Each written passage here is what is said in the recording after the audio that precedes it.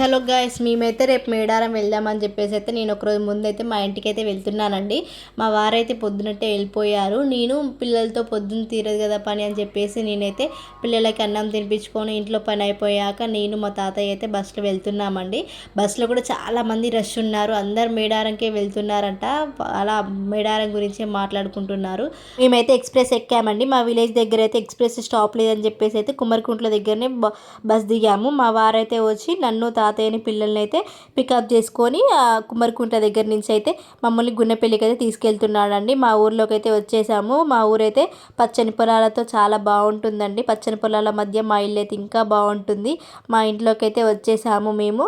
మా పాప అయితే వెళ్ళి నానమ్మ అని పిలవగానే నానమ్మలు ఇద్దరైతే లేరనమాట, లోపల ఉన్నారని. మా ఊళ్ళో చాలా కోతులు ఉంటాయండి భయంకరంగా. అందుకే కోతుల వల్ల ఎప్పుడు తలుపులు పెట్టుకొని కూర్చోవాల్సి వస్తుంది. తర్వాతకి లోపలికి వెళ్ళాము. మా చిన్నమ్మ అయితే డోర్ తీసింది. పెద్దమ్మకి బాగా ఫీవర్ ఉందంట, 2 days నుంచి లేవలేదంట. అయితే మా పాప వెళ్ళి వాళ్ళ నానమ్మని ఏమైంది నానమ్మ అని అడుగుతుందనమాట. అడుగుతుంటే ఫీవర్ వచ్చిందని చెప్పేసి అంటుంది. ఏం తింటావు అని మాట్లాడుతూ ఉంది. అయితే నాకేం వద్దమ్మా, ఏం చేత కావట్లేదు, ఏం తినబుద్ధి కావట్లేదు అని చెప్పేసి అయితే వాళ్ళిద్దరైతే మాట్లాడుకున్నారు.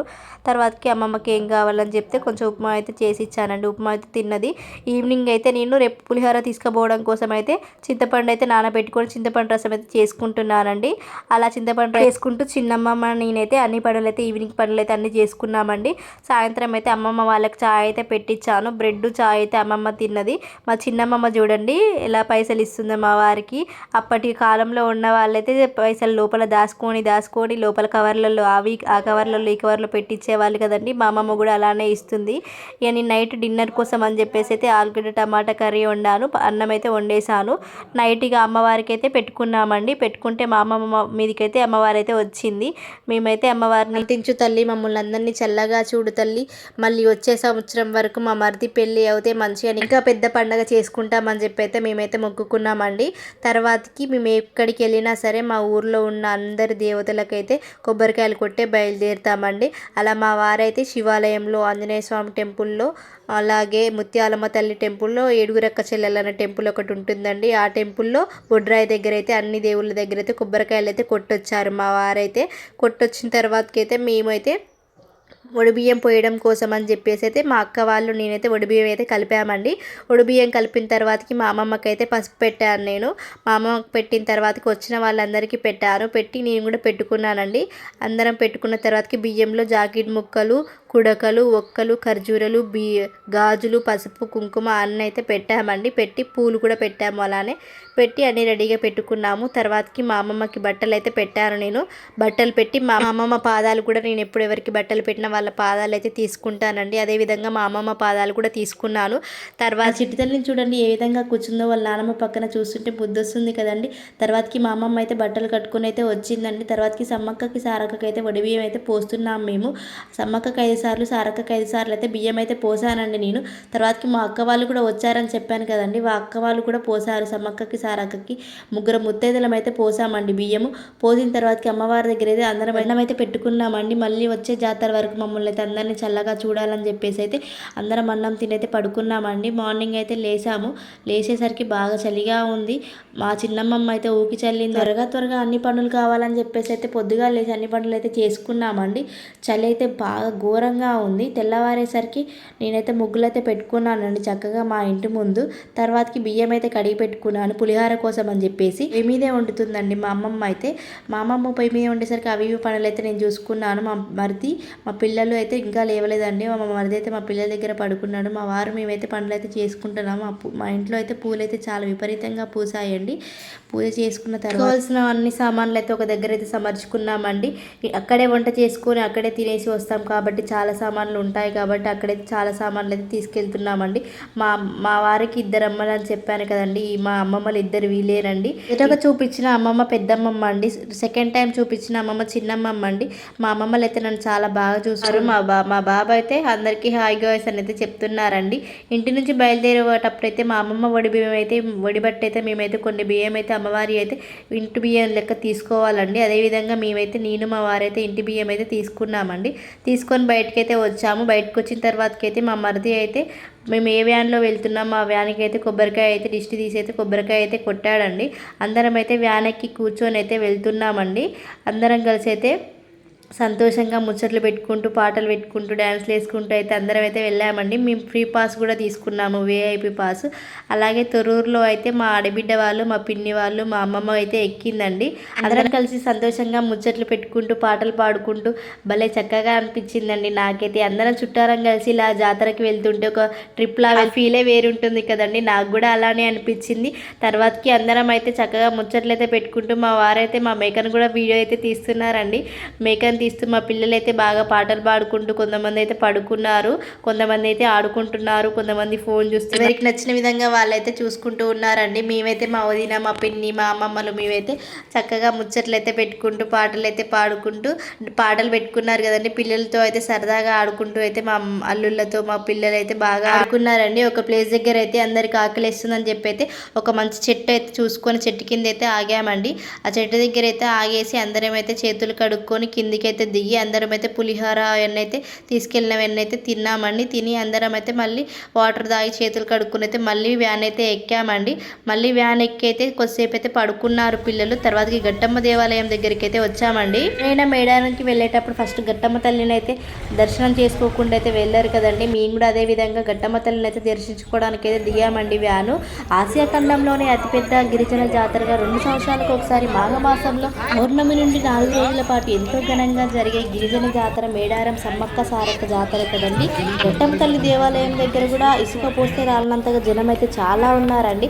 మేమైతే కొంతమంది అయితే వ్యాన్లో ఉండి కొంతమంది అయితే దర్శనానికి అయితే వెళ్తున్నామండి. కొంతమంది పిల్లల్ని వేసుకొని అయితే చాలా ఇబ్బంది పడుతూ ఉన్నారండి. నేనైతే మా పిల్లల్ని అయితే తీసుకెళ్ళలేదు, నాకైతే నా వల్ల కాదని చెప్పేసి. ఇంత జనం ఉండేసరికి అయితే నాకు చాలా భయం వేసిందండి. ఇంట్లో నుంచి మనమేడ బయటపడతామని చెప్పేసి అయితే నేను చాలా భయపడ్డాను. మా అమ్మమ్మకి అయితే అమ్మవారు వస్తుందని చెప్పేసి అమ్మమ్మని అయితే పట్టుకొని ఇంకా బయటపడితే లోపలికైతే వెళ్ళిపోయాను. వెళ్ళిపోయిన తర్వాత అయితే అక్కడ చాలా రష్ ఉన్నారు. అక్కడ కూడా చాలా ఒత్తుకుంటున్నారు జనాలు అయితే. తర్వాత అమ్మవారిని అయితే దర్శించుకొని అయితే అమ్మమ్మని బయటకి తీసుకొని అయితే బయటకి అయితే వచ్చేసారండి. మా పిన్ని వాళ్ళు, మా అమ్మమ్మ, మా చెల్లి వాళ్ళందరూ అయితే కొబ్బరికాయలు అయితే కొట్టారు. కొబ్బరికాయలు కొట్టిన తర్వాతకి అయితే అందరం అయితే ఫొటోస్ అయితే దిగామండి. దిగిన తర్వాత అక్కడ సమ్మక్క సారక్క గద్దెలు కూడా ఉంటాయి కదా, అక్కడైతే నేను కుంకుమ పసుపు ప్యాకెట్లు అయితే వేసి దండం అయితే పెట్టుకొని మళ్ళీ రిటర్న్ అయితే వ్యాన్ దగ్గరికి అయితే వెళ్తున్నామండి. ఈ ఇయర్ అయితే చాలామంది అంటున్నారు లాంగ్ ప్రాసెస్ నుంచి దర్శనం చేసుకోవడానికి అయితే పెట్టారని చెప్పేసి. ఇంతకుముందు అయితే ఇంత లాంగ్ ప్రాసెస్ ఏం ఉండేది కాదంట. నార్మల్గా చిన్న లైన్లోనే వెళ్ళి దర్శనం అయితే చేసుకుని వచ్చేవాళ్ళంట. ఈ ఇయర్ మాత్రం చాలా దూరంలో వ్యాన్లు పెట్టి చాలా దూరం నడిచే విధంగా అయితే అమ్మవారిని దర్శించుకునే విధంగా అయితే పెట్టారని అయితే చాలామంది అయితే అనుకుంటున్నారండి. అదేవిధంగా మేము కూడా ఒక 1 కిలోమీటర్ అవతల వ్యాన్ అయితే పెట్టి మేము కూడా అక్కడి నుంచి అయితే వచ్చి అమ్మవారిని అయితే దర్శించుకొని అయితే వెళ్ళామండి. బస్సెస్ అయితే ఎనీ టైం ఉన్నాయి మేడారానికి గట్టమ్మ తల్లికి అయితే. అదేవిధంగా మేమైతే మా వ్యాన్ దగ్గరికి అయితే వచ్చామండి. వ్యాన్ దగ్గరికి అయితే వచ్చి ఆ రష్ నుంచి అయితే బయటపడ్డాము. వ్యాన్లో అయితే అందరం కూర్చొని అయితే మళ్ళీ వ్యాన్ నుంచి అయితే అందరం అయితే బయటపడ్డామండి. ఆ రష్లో చాలా విపరీతంగా అందరికైతే అయోమయం అయితే అయిపోయామండి. తర్వాతకి మేమైతే గట్టమ్మ తల్లి దగ్గర అయితే 5 o'clock అయితే దిగామండి. ఆ 5 o'clock నుంచి అయితే మళ్ళీ బయలుదేరాము మేడారానికి వెళ్ళేసరికి అయితే బాగా చీకటి అయిందండి. పిల్లలు అయితే పడుకొని లేచారు. ఇప్పుడిప్పుడే కొంచెం అయితే చీకటి అవుతుందండి. మేడారానికి వెళ్ళేసరికి అయితే బాగా చీకటి అయిపోయింది. మేడారం ఎంట్రన్స్ అయితే అసలు అదిరిపోయిందండి. లైట్లతో తోరణాలతో అయితే అసలు కలకలలాడిపోతుంది మేడారం మొత్తం కూడా. మా పిల్లలు అయితే అసలు మేడారంకి వచ్చామని చెప్పేసి అసలు మామూలు సంతోషంగా లేరండి. అరుస్తూ కేకలు వేస్తూ విజిల్స్ వేస్తూ అయితే వాళ్ళ హ్యాపీనెస్ అయితే మాటల్లో చెప్పలేమండి. అసలు లోపలికి ఎంట్రీ కాగానే మా వాళ్ళందరికీ అయితే వైబ్ వచ్చేసిందండి. అసలుకి మామూలుగా లేదు. నేనైతే ఫస్ట్ టైం అండి ఇట్లా జాతరకి అయితే రావడము. నేను ఇప్పటివరకు అయితే జాతర టైంలో అయితే ఎప్పుడు మేడారంకి అయితే రాలేదు. ఇప్పుడు మేడారానికి లోపలికి పోయి ఎంట్రెన్స్ అయితే ఇంకా ముందుకైతే వచ్చామండి. మా పిల్లలు అయితే మా శాన్వి పాప అయితే అరుస్తుందండి. జయ దగ్గరికి వచ్చినామని చెప్పేసి తన హ్యాపీనెస్ అయితే వేరే లెవెల్లో ఉంది. మమ్మీ వచ్చినామని చెప్పేసి అయితే బాగా అరుస్తుంది. మా మరిది వాళ్ళ ఫ్రెండ్స్, మా వారు, మేము కూడా చాలా బాగా అరిసామండి. తర్వాతకి మధ్యలోకి వెళ్ళేసరికి అయితే చాలా రష్ ఉందండి.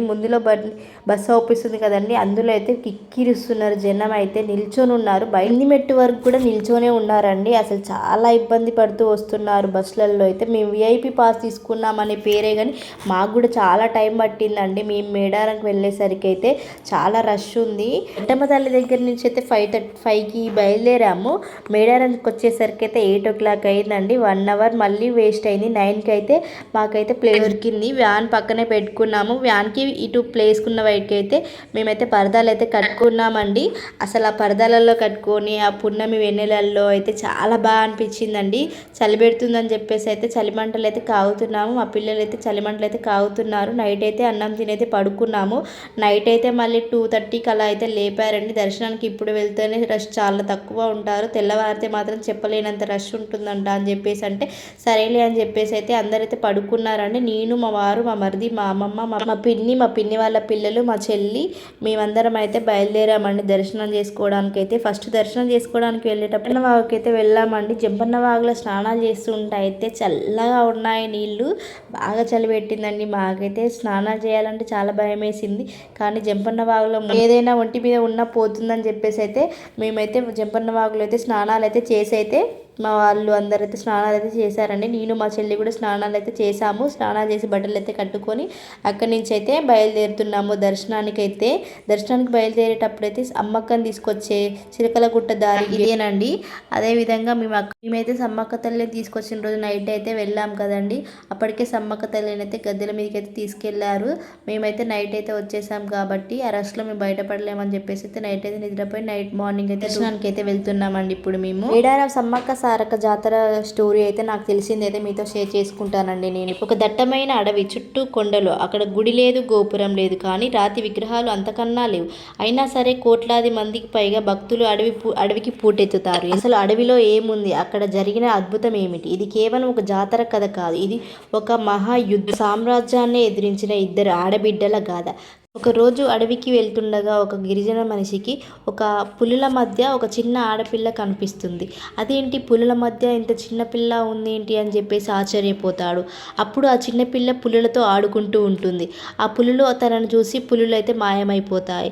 మాయమైపోగానే ఆ పాపనైతే తీసుకొచ్చుకుంటాడు. ఆయన పేరు మేడరాజు. ఆ పాపని ఇంటికి తీసుకొచ్చి ఆ పాపకి సమ్మక్క అనే పేరైతే పెడతారు. అప్పుడు సమ్మక్క పెరిగి పెద్ద అవుతూ ఉంటుంది. అక్కడ ఉన్న వాళ్ళంతా తను చూసి తను మనిషి కాదు, తను శక్తి స్వరూపిణి అని అర్థం చేసుకుంటారు. చివరగా దివ్యకావ్యం ఉంది. అడవి మృగాలు మొత్తం ఆమెను చూసి తల వంచుకుంటాయి. ఆ సమయంలో మేడరాజు సమ్మక్కను మేడారాన్ని పాలించే పగిడిద్దరాజుతో వివాహం చేస్తాడు. కాకతీయ రాజుల చక్రవర్తులు పన్ను కడుతూ ఉండేవాడు. అంటే కాకతీయుల కింద రాజులు పన్ను కడుతూ ప్రజలను చూసుకునేవాడు. అక్కకి పగిడిద్దరాజుకి కొన్ని రోజుల తర్వాత 3 పిల్లలైతే జన్మనిస్తారు. ఆ 3 పిల్లలు సారలమ్మ, నాగులమ్మ, జంపన్న. ఈ 3 పిల్లలు కూడా చాలా ధైర్యవంతులు. అదేవిధంగా తల్లి ఎంత ధైర్యం గలదో పిల్లలు కూడా అంతే ధైర్యగలవాళ్ళు. ఏమైనా ఆరోగ్య సమస్యలు వస్తే సమ్మక్క చేతితో ఏ మందు ఇచ్చినా ఇట్టే మాయమైపోయేదని వాళ్ళ నమ్మకం అంట. కాకతీయ కాలంలో ప్రతాపరుద్రుడు గిరిజనులకు పన్ను కట్టలేదని చెప్పేసి అయితే వాళ్ళ మీదకి కనీసం వాళ్ళు తాగడానికి నీరు కూడా లేని సమయంలో వాళ్ళు పన్ను కట్టాలని ఇస్తాడు. ఆ సమయంలో సమ్మక్క పగిడిద్దరాజు మన ప్రాణాలు కోల్పోయినా పర్వాలేదు, ప్రజల కోసం మన ప్రాణాలు అర్పించినా పర్వాలేదని చెప్పేసి అయితే ముందుకు అడుగు వేస్తారు. 3 పిల్లలు కూడా అదే విధంగా మేము కూడా అడుగు వేస్తామని చెప్పేసి అయితే 3 పిల్లలు కూడా ముందుకు వస్తాడు.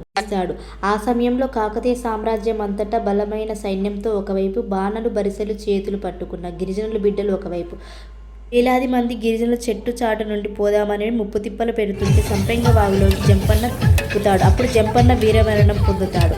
అప్పుడు సంపెంగ వాగును జంపన్న వాగుగా పేరు పొందారు. అదేవిధంగా నాగులమ్మ, సారలమ్మ కూడా గిరిధరాజు కూడా వీరమరణం పొందుతారు. అందరు వీరమరణం పొందారు అని చెప్పేసి తల్లి బాగా బాధపడుతూ ఉంటుంది. అదేవిధంగా సమ్మక్క పైకి కూడా దాడి చెందడం కోసం అయితే అందరు పరిగెత్తుకుంటూ వస్తారు. ఆ తల్లి ఇప్పుడు తల్లి వంటి మీద కూడా అన్ని గాయాలతో, రక్తాలతో నిండిపోయి ఉంటుంది. అప్పుడు ఆ భూమి నుండి ఈశాన్యం వైపు ఉన్న చిలకలగుట్ట పైకి నడుచుకుంటూ వెళ్తుంది. నడుచుకుంటూ వెళ్ళి చిలకలగుట్టపై మాయమవుతూ ఉంటుంది. పై నెమలినారు చెట్టు కింద కుంకుమబరిలాగా మారుతుంది. ఇంకా సమ్మక్క చిలకలగుట్ట నుంచి తీసుకుని వస్తారు.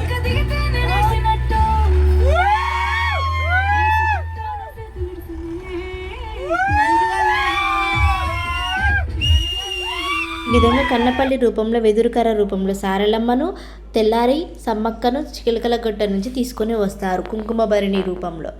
ఈ విధంగా సమ్మక్క సారక్క జాతర జరుపుకుంటారు. ఈ విధంగా 2 ఏళ్ళకు ఒకసారి మేడార సమ్మక్క సారక్క జాతర మన ముందుకు వస్తుంది. తర్వాతకి అంత అయిపోయిన తర్వాతకి అయితే మేమైతే భోజనాలు అయితే చేసుకున్నామండి. భోజనాలు అయితే చేసుకున్న తర్వాతకి షాపింగ్కి అయితే అలా వెళ్ళేసి వద్దామని చెప్పేసి అయితే నేను మా వదిన మా పిల్లలు అయితే అందరూ అయితే వెళ్ళామండి. పిల్లలు అయితే బొమ్మలు అవి కొనుక్కున్నారు. నేను మా వదిన మా చెల్లి అయితే గాజులు అయితే కొనుక్కున్నాము. మళ్ళీ రిటర్న్ అయితే వెళ్ళి వచ్చాము. ఏరోప్లేన్ అయితే బాగా తిరుగుతున్నాయండి. ఏరోప్లేన్లో అయితే చాలా తిరుగుతున్నారంట. ఒకటి వచ్చేసి 1000 అంట. మేమైతే మా మేడార జాతరలో అయితే ఈ విధంగా అయితే ఎంజాయ్ చేసామండి. మా వీడియో ఎలా అనిపించిందో మీరైతే కామెంట్ బాక్స్లో కామెంట్ చేయండి. ఇంటికి వచ్చేటప్పుడు అయితే మేము మా మరిది మా ఫ్రెండ్స్ వాళ్ళందరూ అయితే బాగా డ్యాన్స్లు వేసుకుంటూ అయితే ఉన్నారండి. ట్రాఫిక్ జామ్ నుంచి బయటపడడానికి అయితే చాలాసేపు పట్టింది మాకైతే. 6 బయలుదేరితే నైట్ 12 వరకు అయితే ట్రాఫిక్లోనే ఉండిపోయామండి. మా చిన్న వీడియో ఎలా అనిపించిందో లైక్ చేయండి, కామెంట్ చేయండి, షేర్ చేయండి, సబ్స్క్రైబ్ చేసుకోండి. Bye friends, thank you for watching. Bye.